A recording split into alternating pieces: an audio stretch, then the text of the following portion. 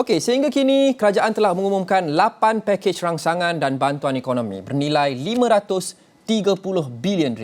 Menurut Perdana Menteri, ini belum termasuk belanjawan 2021 bernilai RM322.5 bilion yang merupakan belanjawan yang terbesar dalam sejarah Malaysia. Sehingga kini kerajaan memperuntukkan suntikan fiskal berjumlah RM83 bilion untuk membiayai 8 pakej rangsangan ekonomi. Ini termasuk yang terbaru, pakej perlindungan rakyat dan pemulihan ekonomi atau lebih dikenali sebagai pemulih. Selain pemulih, pakej lain ialah pakej bantuan perlindungan ekonomi dan rakyat atau PERMAI, program strategik memperkasa rakyat dan ekonomi atau pemerkasa dan selepas itu pemerkasa tambahan atau pemerkasa plus. Selain itu, inisiatif lain ialah pakej rangsangan ekonomi prihatin rakyat atau prihatin dan prihatin PKS tambahan, Pelan Jana Semula Ekonomi Negara atau PENJANA dan kerangka inisiatif tambahan pakej rangsangan ekonomi prihatin rakyat atau Kita Prihatin. Jadi semua ini kita ingin membincangkan keberkesanan, cabaran dan jurang dalam pelaksanaan pakej-pakej rangsangan ini bersama dengan dua tetamu hari ini, pengasas dan ketua pegawai eksekutif Drop and Wash Zarina Ismail dan juga pengasas masalah Wills dan ahli Poverty Circle di bawah Jabatan Perdana Menteri Kuhen Pati. Selamat pagi semua. Selamat pagi, Luqman. Good morning, Kuhen.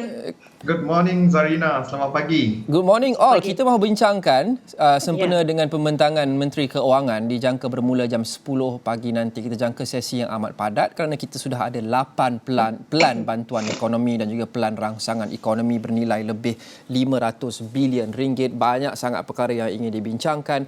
Banyak betul perkara yang sudah pun diselitkan, dimasukkan dalam kesemua pelan tersebut. Kita semua sedia maklum daripada bantuan cash handout, daripada ke subsidi gaji, moratorium dan juga pemberian KWSP, kebolehan untuk mengeluarkan wang daripada akaun KWSP. Itu semua kita sudah tahu sejak setahun lebih kita berdepan dengan pandemik ini. Saya tidak mahu terlampau fokus kepada semua detail-detail plan ini kerana terlampau banyak. Kita lihat the bigger picture. Saya mahu tanya kepada Zarina dulu sebelum kita pergi dengan lebih mendalam. Sudah tentu banyak kritikan berkenaan dengan ada jurang, masih lagi ada yang tetap cover, ada yang menggelarnya sebagai titik buta, blind spot, golongan yang perlu bantuan tapi kita tak bantu ataupun mereka tak dapat sebanyak bantuan yang mereka patut terima sepanjang pandemik ini. Apa maklum balas, apa feedback Zarina berkenaan dengan kesemua bantuan ekonomi yang kita dah berikan kepada rakyat sepanjang tempoh pandemik ini?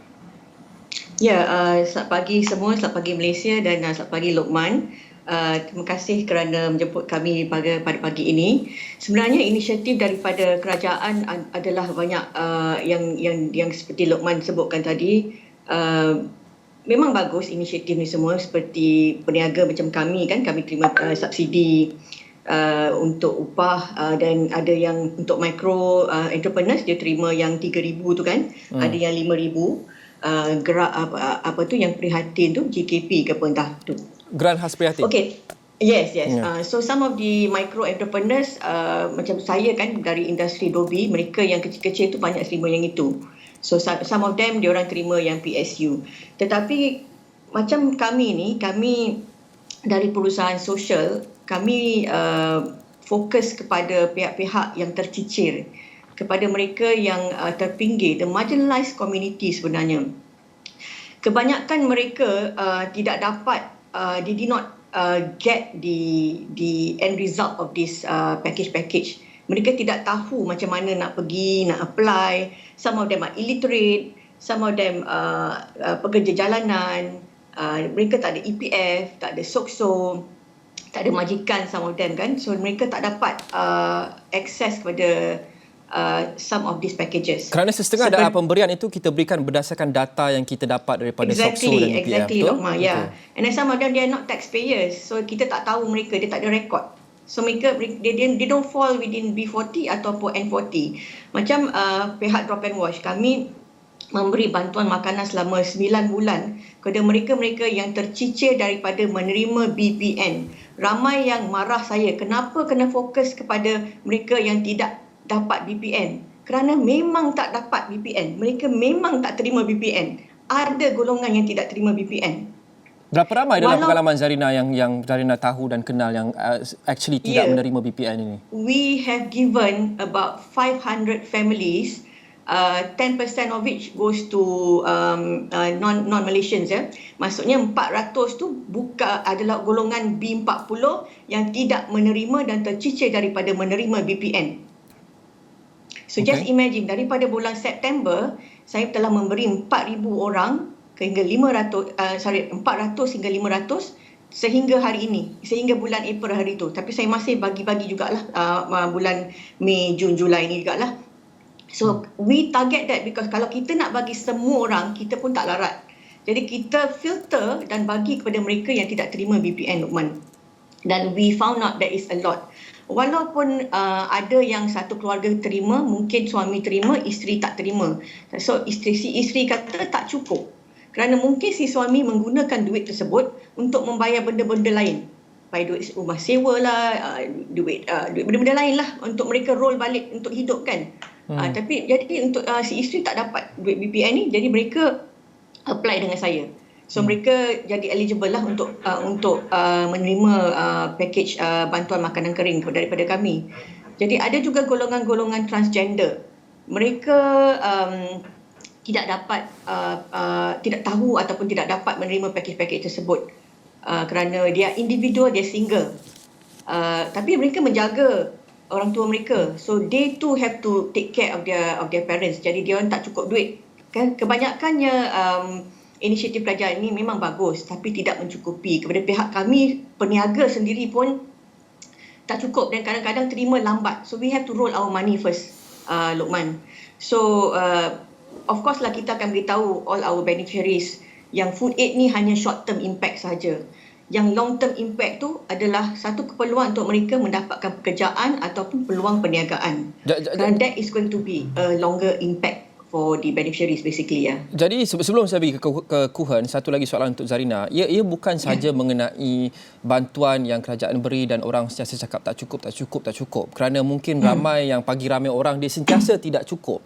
Tapi kita faham kekangan keuangan yang kerajaan hadapi. Tapi mungkin saya faham apa poin yang Zarina cuba sampaikan adalah bukan sahaja masalah duit itu tidak cukup, kerana ia mungkin tidak akan pernah cukup dan kita faham kekangan keuangan yang kerajaan hadapi. Banyak lagi duit perlu dibelanjakan untuk memerangi COVID-19. Tapi sebenarnya ia adalah mungkin sepatut lebih bersasar kerana kurang data, kurang sasaran untuk memastikan semua yang perlu itu dapat duit yang sudah pun allocated for them.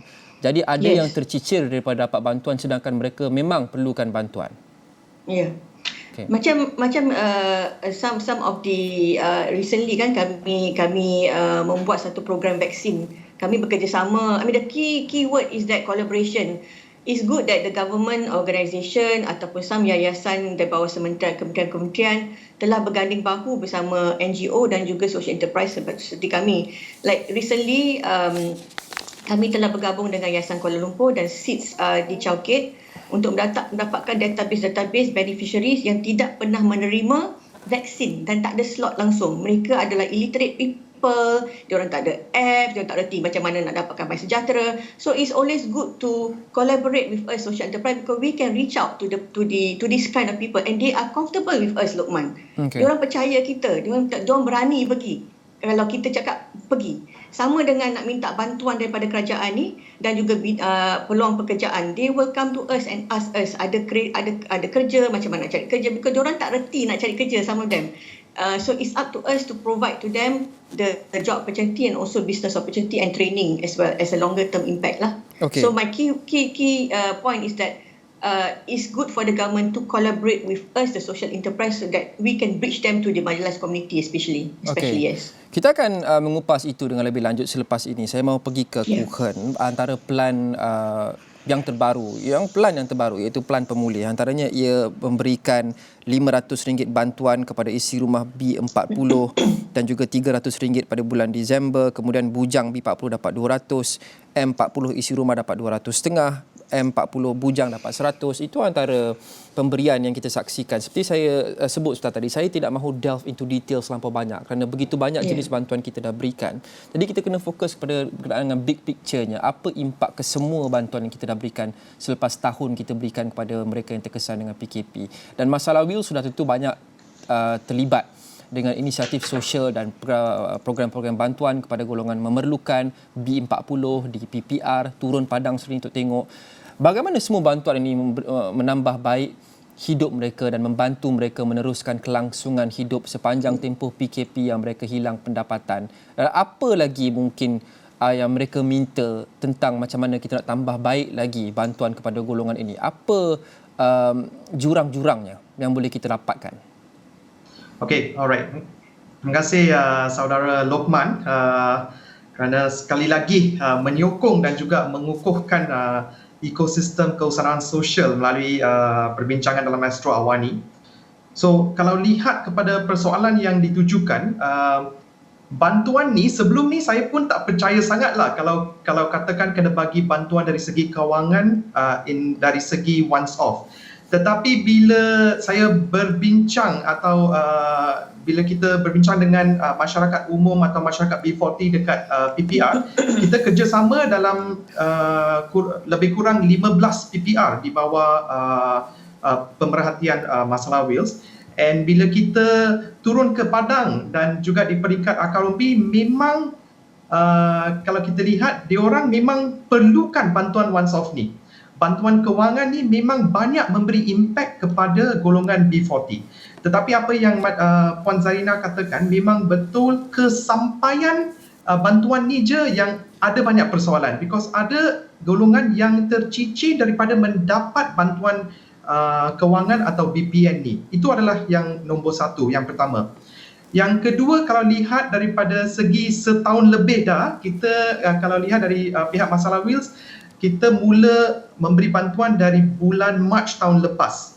So kalau kita lihat daripada segi bantuan-bantuan kerajaan yang diberikan, memang besar nilainya, memang tidak dapat kita debate atau kita sangkal yang bantuan ini tidak dapat membantu golongan pemanfaat.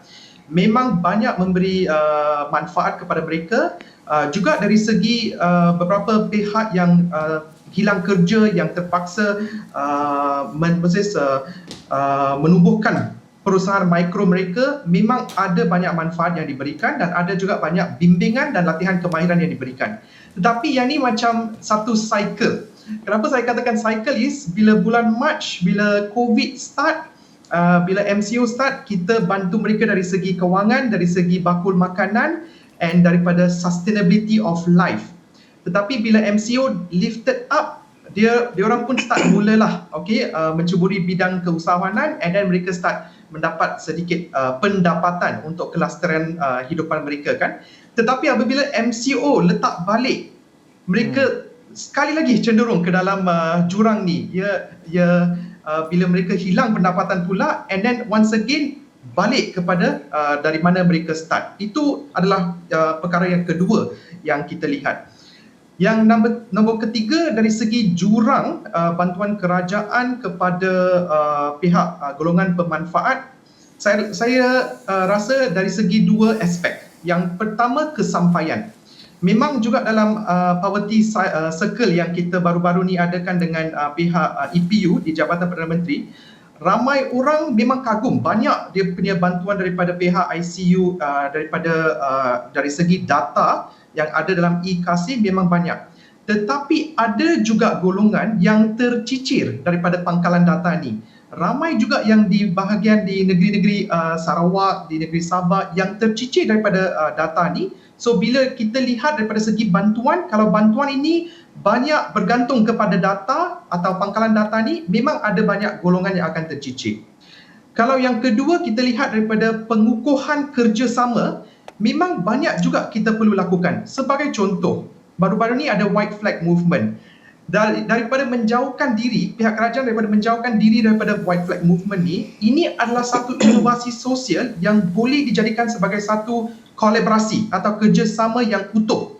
Kenapa? Because yang ni adalah akar umbi, yang ni adalah suatu inisiatif NGO di mana kita dapat ke golongan sasaran terus ke peringkat akar umbi. Untuk berlaku adil, sekiranya mereka dalam kerajaan maupun pentadbiran tidak menjauhkan diri daripada white flag movement ini, gerakan bendera putih ini, mereka juga dituduh mengeksploitasi situasi ini kerana kononnya idea white flag ini adalah rakyat tolong rakyat, dan apabila ada ahli politik yang nampak bendera putih dan mereka bantu dan mereka mungkin post di Instagram dan Facebook, mereka kata mereka ingin capitalize untuk dapatkan publicity. Jadi itu juga sesuatu yang mereka depani. Kalau kita lihat, saya lihat daripada persepsi yang lain. Yang mulakan white flag movement ni adalah pihak-pihak masyarakat umum.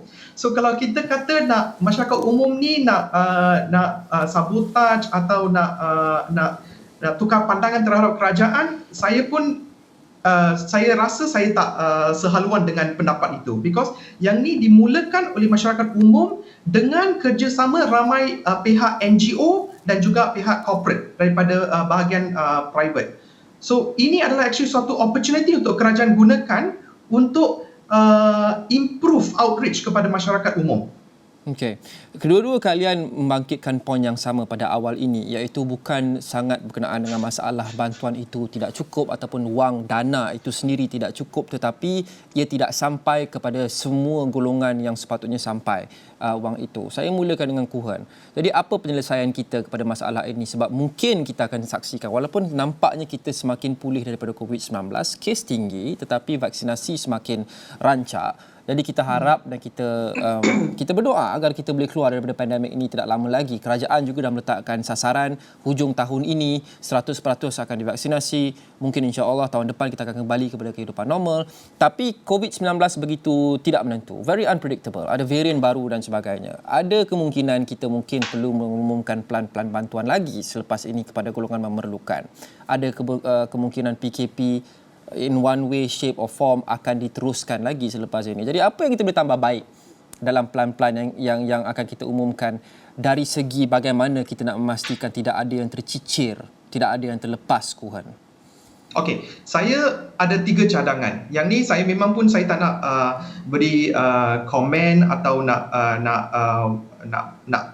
bawa komen negatif, tapi yang ni adalah satu feedback positif atau langkah-langkah yang boleh kita improve dari segi segi pemulihan negara, ekonomi negara. Yang pertama ialah kalau kita lihat mindset yang kita bagi once off bantuan ni akan cukup untuk mereka survive dalam pandemik ni. Yang pertama, pandemik ni kita pun tidak tahu bila yang akan berakhir, bila yang ni pun tidak menentu.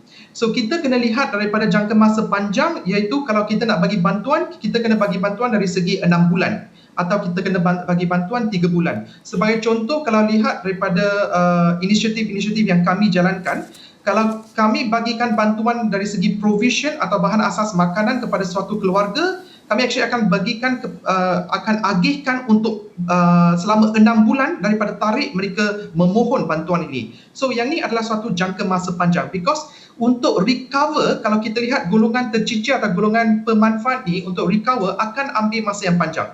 Kalau kita ingat, hari ini kita bagi bakul makanan untuk 2 minggu cukup. Dapur mereka semua dah penuh. Itu actually saya pun rasa tak wajar untuk mereka, because walaupun kita kena bagi bakul makanan, walaupun banyak pihak bagi satu keluarga, yang ni akan bantu mereka untuk survive. Ini is about survival untuk the next 6 months sebelum ekonomi kita kembali pulih untuk mereka mendapat pekerjaan atau menjalankan kegiatan ekonomi mikro. Yang kedua, kelangsungan perniagaan. Kalau kita lihat, saya nak berceritakan dari perspektif perusahaan sosial. Perusahaan sosial banyak bergantung kepada kelangsungan perniagaan dan juga kebajikan golongan pemanfaat. Kalau perniagaan selalu tutup, because kalau kita lihat dari segi MCO, restoran pun tak dibenarkan untuk dine in. Kita dah daripada 45% pengurangan revenue, sekarang saya rasa dah 70%, 80% pengurangan revenue. So kelangsungan perniagaan ni, perniagaan perlu dibuka secara bersasar. Kalau kita lihat perniagaan mikro ni, walaupun ada geran khas prihatin untuk perusahaan mikro, berapa lama mereka boleh survive dengan bantuan dari segi RM5,000 atau RM3,000. So secara bersasar kita kena buka perniagaan. Yang ketiga, kita kena lihat kesampaian dan juga pengukuhan kerjasama. So ada banyak pihak dalam ahli Pak Cycle juga berbincang mengenai pangkalan bersepadu untuk data. Saya rasa yang ni kita kena empower community atau kita kena create change ambassadors. So kalau seorang daripada mungkin dari Lembah Kelang yang lihat dia punya jiran sebelah atau dia lihat daripada masyarakat setempat yang tengah struggle, dia boleh memberitahu atau dia boleh register dalam satu pangkalan yang yang dia seorang ni dia perlukan bantuan, tapi dari jenis bantuan dia boleh hulurkan melalui intermediary lain. So kalau kita lihat ni kerajaan perlu buka jenis intermediary yang mereka memberi kerjasama. So bukan satu NGO atau satu perusahaan sosial, tapi dia kena buka kepada satu ekosistem. Semua keusahawan sosial, semua perusahaan sosial, semua NGO perlu bekerjasama dengan kerajaan untuk jadi change ambassador kat setiap masyarakat setempat. So yang tu adalah dari segi yang ketiga yang saya boleh carangkan. Ini sudah pun kita saksikan ada kemunculan aplikasi-aplikasi apps yang membolehkan kita mengenal pasti siapa yang memerlukan bantuan. Jika anda perlukan bantuan, anda boleh nyatakan di situ dan bantuan akan sampai. Siapa sahaja yang boleh bantu beri makanan dan sebagainya boleh. Okey, saya mahu pergi kepada Zarina. Satu lagi perkara yang sering dibincangkan sejak setahun lepas dalam pelbagai pelan ekonomi yang kita sudah umumkan adalah isu moratorium. Baru-baru ini moratorium diperluaskan kepada semua golongan selepas sedikit tekanan daripada orang ramai. Tapi moratorium kali ini masih lagi bersifat opt-in berbanding opt-out yang kita saksikan pada PKP mula-mula dulu 1.0 pada Mac 2020. Opt-out bermaksud semua orang akan dapat moratorium melainkan kalau anda mohon untuk dikecualikan. Dan opt-in adalah anda perlu mohon untuk dapatkan moratorium. Apa pendapat Zarina berkenaan dengan moratorium, cara kita memberikannya sekarang kepada golongan yang memerlukan? Memang banyak beza. Sekarang ni kami memang macam kami ada business loan, kita ada personal loan, kita ada macam-macam loan, loan kereta, loan van semua kan. Because we are a business lah kan. Jadi memang kami terpaksa memohon untuk kali ini. Macam last time is automatic or what not. Tapi sekarang kami perlu mohon untuk pilihlah, dia kasih pilihan nak bayar kemudian ke, nak bayar interest dulu ke, ataupun tak nak macam you kata tadi tu, macam tak nak opt in terus ke. So memang ada pemilihan moratorium sekarang ni. Itu yang dapat kita that's what we facing at the moment lah. Tapi macam tadi they should kurangkan all this bureaucracy lah, because I think from the past we are able to know already. Sampai sekarang mungkin tahun lepas kita masih boleh menggunakan duit savings kita untuk menjalankan operasi perniagaan, Luqman. Tapi tahun ini memang the savings memang dah habis. So we rely on whatever, macam masa bulan Disember masa ekonomi buka. Jadi we manage to recover little bit. So dia naik balik kita punya revenue daripada kurang 70% naik 50%. Jadi bila dia tutup balik bulan Januari, jadi kita punya revenue semua turun balik.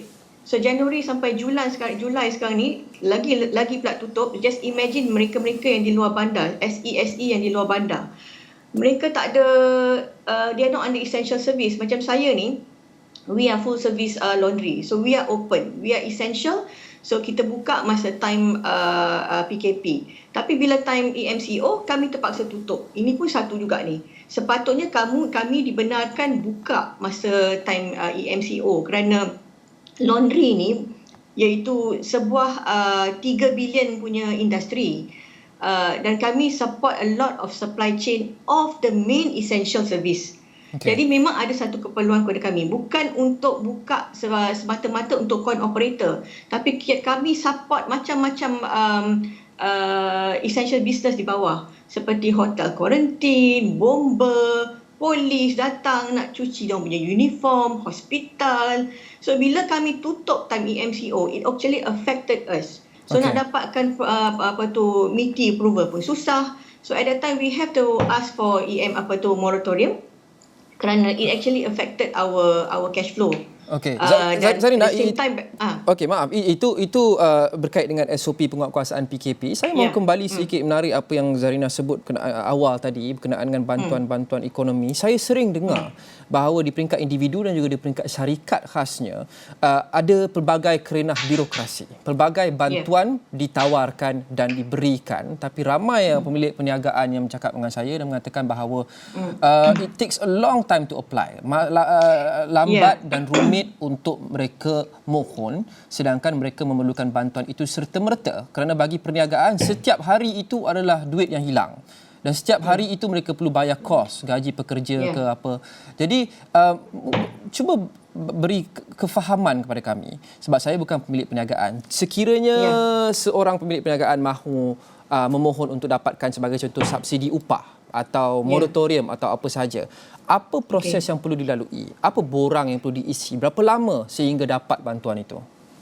Okey, bagi untuk PSU kan kita tak terima immediately, Lokman, walaupun kita masukkan list of nama masa time tahun lepas lagi, and then kita perlu masukkan semula bila dia keluarkan PSU kedua, ketiga kan.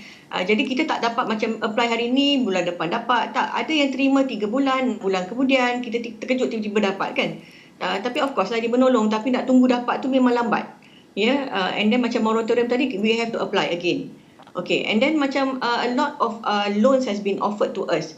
Tapi most of it is it must be collateral free financing facility. At the moment, no. Sometimes they minta collateral, and then the bridging loan must be low interest or maybe or no interest at all. Those contract financing, for example. And then kadang-kadang dia suruh kita match 1-to-1. Macam mana kita nak rotate kita punya cash? Kalau you suruh kita masukkan FD, that sort of thing, at least kalau you bagi kita a ratio of 1-to-2, boleh juga kita roll the money kan. Tapi kalau that sort of term yang you bagi kita, so saya tak ambil that sort of loan packages. Although in the beginning saya memang nak ambil, tapi saya tak dapat ambil pun ada juga. By the time I nak ambil semua dah penuh. Macam di PUNB, by the time dia announce kita nak apply dah tak ada dah. So it's very limited as well. So that sort of things that kita lalui lah. Moratorium nak kena apply, PSU tu tak semua orang yang savvy nak apply kan. And then ada juga mereka yang tak letak bawah EPF jadi ataupun SOCSO, jadi mereka tak dapat because maybe dia orang just a small enterprise ke apa kan.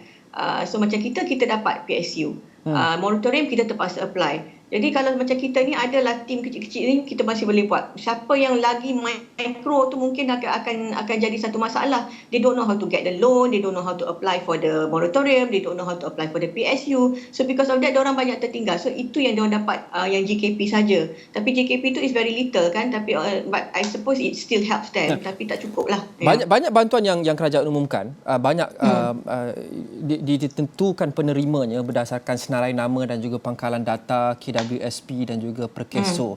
To a certain extent, sedikit sebanyak kita faham kerana mereka perlu memastikan data itu boleh dipercayai, senarai penerimanya dan mungkin angka-angka yang berkaitan dengan mereka gaji dan sebagainya. Soalan terakhir pada Zarina buat masa ini sebelum saya kembali kepada Kuhn adalah, jadi bagaimana kalau kita nak bypass dan kita nak mudahkan birokrasi, kita nak bypass semua kerenah birokrasi ini dan mungkin ada yang tercicir daripada data KWSP dan Perkeso, kita mahu mereka juga dapatkan bantuan. Bagaimana kita ingin mendapatkan data mereka, data yang boleh kita percayai tanpa kita cross-check dengan semua database ini, Zarina?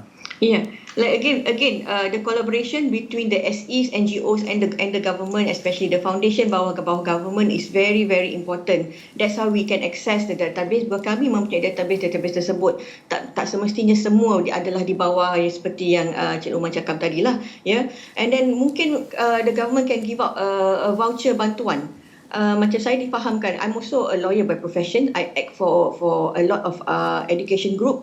Mereka memberitahu saya bahawa they only receive 3,000 as tax relief, and that doesn't help their cash flow. So like for me, I serve the beneficiaries of the B40 single women ataupun the wives or perempuan di bawah golongan B40 adalah cikgu tadika, dan mereka juga mempunyai ataupun golongan ibu yang ingin menghantar anak-anak mereka ke tadika maksudnya, tapi mereka tak ada duit nak pergi hantar. So mungkin kita boleh keluarkan satu voucher bantuan, not only for bakul makanan tetapi ada essential seperti like pendidikan, seperti laundry kan, because sekarang ni mereka utamakan makanan.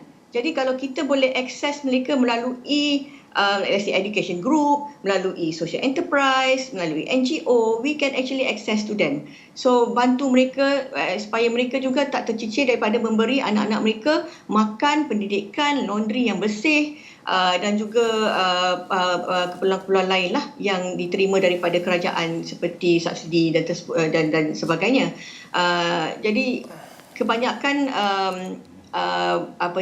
golongan B40 ni kalau kita beri mereka voucher, saya rasa it's more accessible to them so that diorang sendiri boleh tahu macam mana nak belanja benda-benda ni semua, dan juga business owner juga boleh continue with the business. It also helps with the continuity of the business. Okay. So bukan semata-mata just bagi diorang barang, but mungkin voucher-voucher tersebut.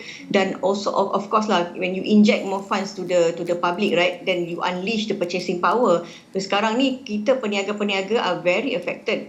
Imagine yang tutup, yang kita yang buka ni pun sekarang ni memang berkurangan banyak. So we need the purchasing power because kita sekarang ni memang kurang sangat dia punya income, the traffic flow pun lambat, apa tu slow, orang tak datang, takut. I mean we can do pick up and delivery, Luqman, tapi macam berapa banyak yang kita boleh pergi kan dan cover daripada mereka yang boleh dapat access ke and what not. And sekarang ni kita akan buka sekolah, I heard in September kan.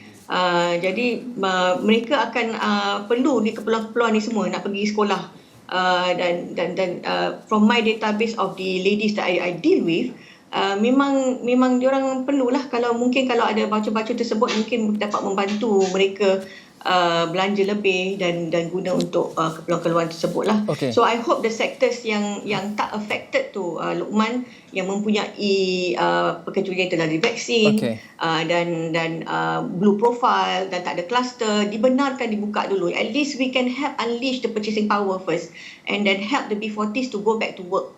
Tapi nanti ramai orang marah kepada kerajaan seperti sektor perkilangan. Mereka kata kenapa kita tak tutup kilang, sedangkan itu katanya salah satu punca. Bagaimana kita ingin memuaskan hati semua pihak? Kerana kerajaan ingin memastikan penularan COVID-19 tidak menjadi semakin teruk. Ya, memang saya tidak nafikan. Memang kita harus utamakan Malaysian first. Tetapi kalau kita pergi di England, di Europe dan sebagainya, mereka juga menyasarkan golongan-golongan sasaran di bawah ini yang tercicir kerana these people are high density, dan they are also high risk. So if we can help them to be vaccinated and allow them to open and in safe manner, then kita juga akan jadi selamat. Adakah Zarina mempunyai prioriti golongan mana yang patut divaksinasi dulu? Kita tak termasuk frontliner semua, itu memang kita go without saying. Tapi dalam sektor ekonomi ini, golongan mana dulu yang perlu divaksinasi untuk kita boleh membuka ekonomi yang cepat? Pada saya, pekerja asing harus didahulukan kerana mereka pekerja asing, because they are at high risk. Sekarang ni semua orang komplain yang pekerja asing banyak kena COVID, tapi mereka tak dapat akses kepada vaksinasi sekarang ni, dan kilang mereka juga ditutup, jadi dia are stuck in the hostel at the same time. So we should actually, before allow them to operate, we should actually vaccinate them. And also the pelarian, we need them to be vaccinated as well, as soon as possible. Secara ringkas, kita perlu berhenti seketika. Kuhen, setuju atau tidak kita perlu memberikan prioriti vaksinasi kepada warga asing? Okay, so alright. Mungkin boleh ya atau tidak dahulu dan terangkan selepas kita berhenti rehat selepas ini. Ya atau tidak, kita bagi masa untuk fikir jawapan lepas tu. Saya bercanggah pendapat, saya kata tidak. Okey, kita akan kembali dengan Kuhen. Kita akan bagi Kuhen menerangkan jawapan beliau dan juga Zarina. Kita akan berhenti rehat seketika perbincangan sebelum pembentangan oleh Menteri Keuangan berkenaan dengan peluang bantuan ekonomi di Parlimen. Kita akan kembali selepas ini, jangan ke mana-mana.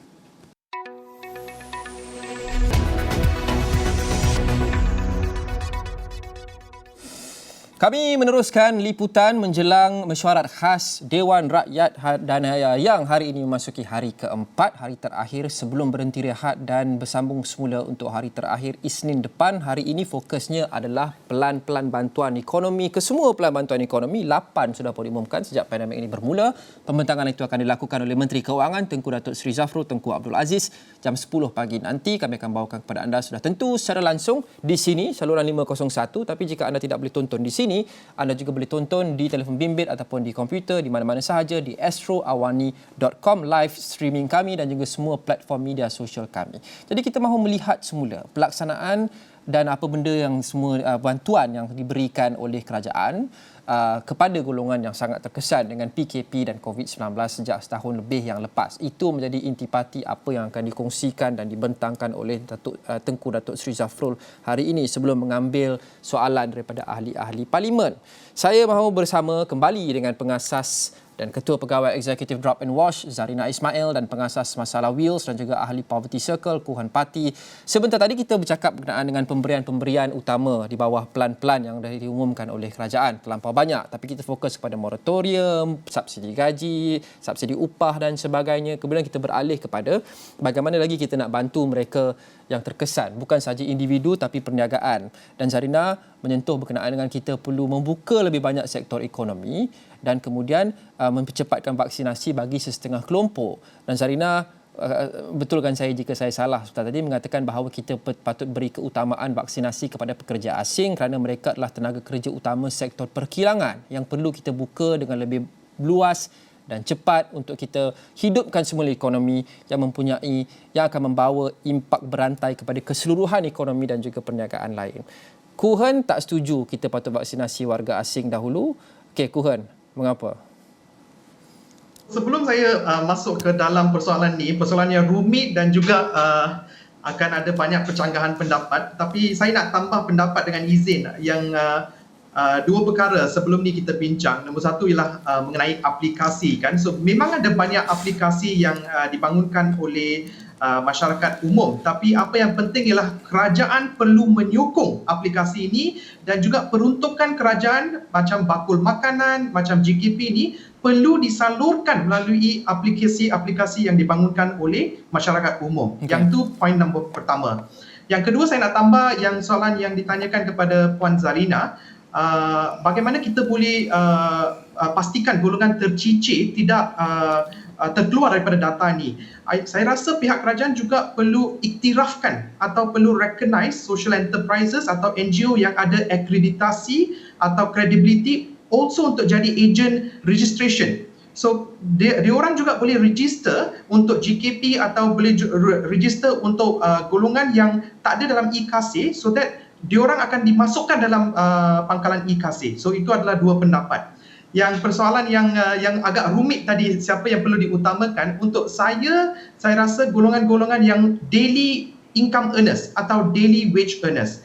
Kenapa? Is because mereka banyak bergantung kepada pekerjaan yang memberikan, contohnya penduduk-penduduk B40 dekat PPR, banyak bergantung kepada pendapatan seharian untuk menampung pendapatan atau perbelanjaan keluarga mereka. So mereka perlu diutamakan, at least mereka juga dapat create a safe at work lah. Contohnya tadi persoalan mengenai kilang kan, memang ramai yang marah, tapi kilang memang ada satu konsep safe at work. Kalau kita ikut konsep safe at work ni and beri keutamaan kepada daily wage earners ni untuk dapatkan vaccination, memang kilang akan jadi satu tempat yang at least free of COVID. Ikut tu adalah kata kuncinya. Ikut atau tak ikut atau patuh kepada SOP atau tidak itu, Kuan.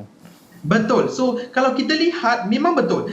Sekarang pematuhan SOP is the problem. Kalau kita lihat daripada segi konsep, memang ada konsep safe at work, daily wage earners ni. Saya ada banyak lihat kalau B40 yang dekat PPR, bila saya tanya, mereka kata kerja kilang amat penting untuk mereka because dalam sebulan tu right on time mereka dapat gaji. And gaji ni walaupun 800 atau 1200 atau 1500 memang penting because perbelanjaan mereka fix, takkan berubah-ubah. So bila kilang ni tutup, mereka pun tak dapat pendapatan, so memang susah untuk mereka. And yang ni adalah masyarakat yang tinggal dekat area PPR yang mungkin akan menjadi suatu permasalahan kalau kita lihat in long term dia punya anak-anak akan terjebak ke dalam unsur-unsur negatif, atau mungkin akan, macam contohnya masalah banyak kerja dengan belia-belia berisiko tinggi. And belia berisiko tinggi banyak datang daripada family yang broken macam ini because of pendapatan yang mereka hilang pendapatan atau pendapatan kurang. So memang saya akan utamakan daily wage earners untuk program vaksinasi. Kuhan sudah lead in secara cantik dengan kepada soalan saya yang seterusnya. Belia dan anak-anak kepada mereka yang terkesan ini bukan sahaja mereka tapi semua anak-anak. Saya bercakap berkenaan dengan PDPR. Khasnya PDPR bagi golongan dari keluarga yang tidak begitu senang. Ada masalah peranti. Sebelum ini menjadi isu. Peranti tak cukup, anak ada 6 orang dan mereka proses pembelajaran mereka terganggu. Itu belum lagi kita bercakap berkenaan dengan ketiadaan internet di rumah ataupun internet tidak cukup laju, kena kongsi peranti. Okey, sekali lagi saya akan preface soalan ini dengan cara yang sama. Iaitu kita faham kekangan keuangan yang kerajaan hadapi. Secara idealnya kerajaan mungkin mahu beri laptop ataupun tablet kepada semua kanak-kanak yang memerlukan. Tapi itu bukan senario yang ideal. Jadi saya mahu tanya kepada Kuchen, apa lagi langkah-langkah bijak, langkah-langkah inovatif yang kita boleh ambil selain daripada just pumping in more money untuk kita memastikan semua kanak-kanak khasnya daripada golongan yang memerlukan, yang duduk di PPR, ada peranti, gadget, kemudahan dan akses internet untuk PDPR supaya pembelajaran mereka tak terganggu. Okey, yang ni soalan yang memang relevan. Kita sekarang dekat Mas Lawis juga banyak menerima permintaan. Dulu kalau kita lihat ada banyak permintaan dari segi duit, dari segi kewangan, daripada segi makanan. Tapi sekarang kalau dalam sebulan ni saya lihat banyak permintaan untuk bahan asas, makanan yang masak atau makanan bahan asas, dan yang kedua yang paling tinggi permintaan ialah peranti. Kita pun dah banyak kolaborasi dengan agensi-agensi untuk dapatkan peranti untuk kanak-kanak ni. Tapi kalau saya lihat memang ramailah kalau nak dapatkan peranti untuk setiap orang ni memang susah. Because saya tengok sebelum ni kita bagi dalam 30 peranti, lepas tu ada satu set permintaan 30 lagi. Lepas tu permintaan ni pun tidak berkurang-kurang. So kalau saya tengok nombor 1 program cerdik dah ada dengan pihak kerajaan. Tapi yang ni perlu percepatkan. Kita bincang pasal program cerdik ini sejak tahun lepas. Tapi bila saya lihat laporan ni hanya 50% sahaja peranti yang keluar. Yang ni akan lead to a generation yang left out. Because generation ni dah hampir 7 bulan dah dekat sekolah tapi sekolah pun tak jalan, so kena belajar kat rumah, tak ada peranti, guna phone.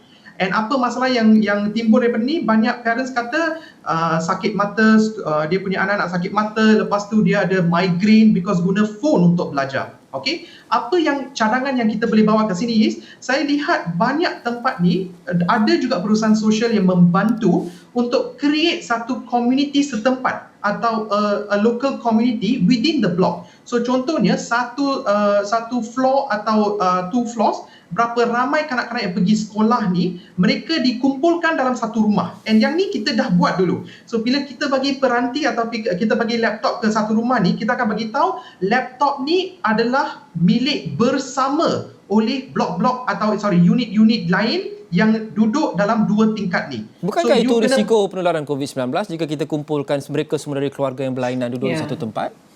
So, yang tu yang soalan yang munasabah. That's why nombor 1 is kita pastikan that yang ni adalah di bawah 1 tingkat atau 2 tingkat sahaja. Yang nombor 2 ni satu kriteria yang kita bila sebelum kami bagi laptop ni kepada keluarga-keluarga ni, satu kriteria is kami akan pastikan mereka berdaftar dan juga mendapat dia punya vaccination. So contohnya banyak yang kalau kita lihat golongan pemanfaat, mereka tak nak dapatkan vaccination because takut. So bila takut, kita bagi penerangan, kita bagi pencerahan, and at the same time kita bagi insentif. Kita akan bagi tahu mereka bila you dapat vaccination is safe for your family, safe for your floor dan juga safe for your community. And then baru kita bagi mereka peranti ni, and then kita bagi satu keluarga satu peranti, tapi akan dikongsi oleh 3-5 keluarga di tempat yang sama. Okey. Zarina nampak macam ada feedback sedikit berkenaan dengan idea itu. Zarina, silakan. Saya rasa sekarang ni itu yang saya katakan tadi. Ada echo.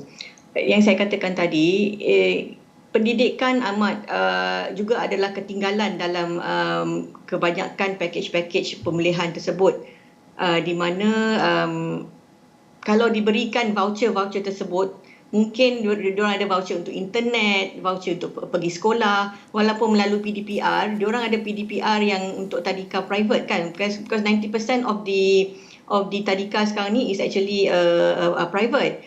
So if they can use the voucher, so each of them will be entitled to be having their own use instead of sharing. Because I think sekarang ni masa time COVID ni tak boleh sharing-sharing rasanya kan. So melainkan you're talking about internet lah, internet access, maybe to be shared within the 2 floors, maybe yes, the internet access yes. Tapi kalau untuk laptop to be sharing and all that, I think cannot lah, itu tak boleh. Tapi tadi juga saya nak sebutkan pasal berkenaan for business owners ya, kami juga perlu Lokman satu kerjasama dengan PBT juga. PBT juga perlu menjadi mesra kepada pihak-pihak kami dan educate dan mungkin warning ke apa kalau ada sebarang kesilapan, kekurangan. Bukan they're too happy to be mengeluarkan saman buat masa ni. So ini zaman-zaman kekangan, jadi kebanyakan peniaga-peniaga yang telah menerima saman dan tak tahu mungkin yang benda-benda yang perlu dibuat tak perlu dibuat. Of course lah SOP semua kita orang kena ikut kan. Tapi banyak yang sekarang ni tidak PBT tidak mesra terhadap perniagaan. Jadi we need some standardized SOP properly daripada kerajaan pusat, daripada PBT dan juga akses kepada what's happening kepada perniagaan-perniagaan at the moment. Dan juga untuk kepada luar SE di luar bandar ataupun micro entrepreneurs di luar bandar, kebanyakan mereka tutup dan tak boleh buka langsung. Jadi apakah SOP yang akan berlaku selepas mereka telah divaksinasi dan supaya mereka boleh buka lah. Dan kepada budak-budak ni semua ni macam mana diorang nak pergi sekolah, pastikan the teachers are also vaccinated. Tapi tadi macam Kuhan cakap, vaksinasi untuk pekerja-pekerja for daily wages ya. Kebanyakannya saya dapat tahu PPR memang telah dapat akses vaksinasi. Mereka adalah menjadi satu keutamaan sekarang ni. Tapi kami juga dapat database di bawah untuk golongan-golongan yang terkesan dan tercicir, yang the marginalised community especially, yang daripada pihak golongan B40 orang Malaysia sendiri tidak dapat akses untuk vaksin setakat bulan Jun dan Julai. Tapi insya-Allah saya rasa sekarang ni telah buka lah satu vaksin bergerak ataupun vaksin walk-in, right? So siapa yang tak dapat appointment, they can actually walk in. So that is affecting at the moment ya. So but like I said tadi, pekerja kilang yang daripada ataupun locals ataupun foreign workers, they need to be vaccinated really fast because at the moment now they are under, especially the foreigners, they are under phase 5, dia belakang sekali kan, jadi a lot of things are being affected at the moment ya. Zarina, terima kasih. Kuhon, terima kasih. Sesi Dewan Rakyat sudah pun bermula sekarang. Kita terus saja Thank ke you very Parlimen. much, Thank you.